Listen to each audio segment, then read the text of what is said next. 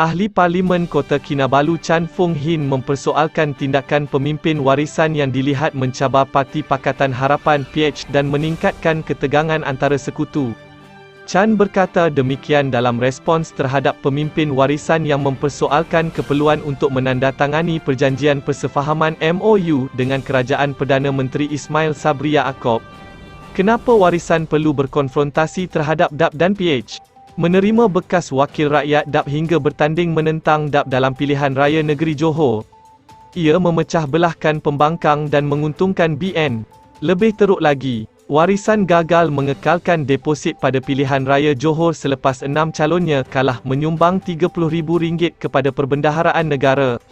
Saya ingin melihat idea yang lebih konstruktif untuk mengukuhkan sokongan pembangkang dengan memperjuangkan isu-isu rakyat.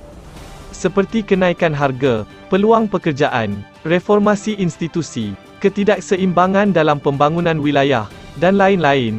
Mengelak pertembungan pelbagai penjuru antara satu sama lain dalam PRU15 adalah perkara yang lebih mendesak untuk dilakukan berbanding menyerang DAP dan PH, kata Chan. Ketua Pemuda Warisan Aziz zaman sebelum ini menuduh DAP Sabah menipu rakyat selepas pengerusinya Frankie Poon Ming Fong mendakwa MOU itu membolehkan pembentangan undang-undang anti-lompat parti.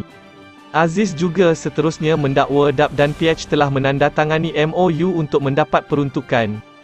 Ini adalah tuduhan liar dan tidak berasas terhadap DAP PH. MOU itu pada dasarnya adalah untuk memastikan kestabilan politik di Malaysia dan tidak pernah dirahsiakan.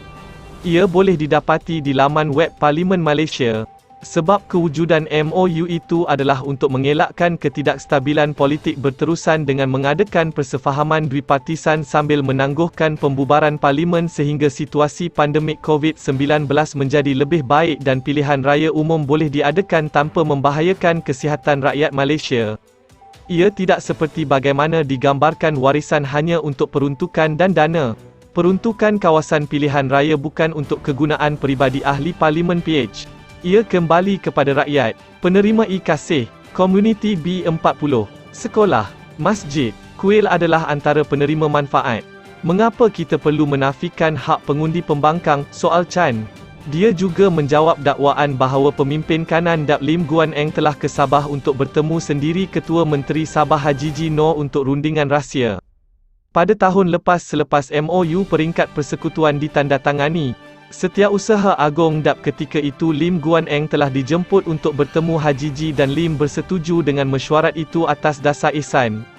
Pada 14 Oktober 2021, sebelum bertemu Haji Ji, Lim telah membuat kunjungan hormat kepada Presiden Warisan Muhammad Syafiee Apdal untuk memaklumkan dan memberi taklimat kepada Syafiee tentang pertemuan yang akan diadakan dengan Haji Ji. Selepas pertemuan dengan Haji Ji, Lim sekali lagi pada 18 Oktober 2021 bertemu dengan Syafiee dan memaklumkan kepadanya apa yang berlaku semasa pertemuan dengan Haji Ji. Setiap butiran dikongsi dengan Syafiee, kata Chan.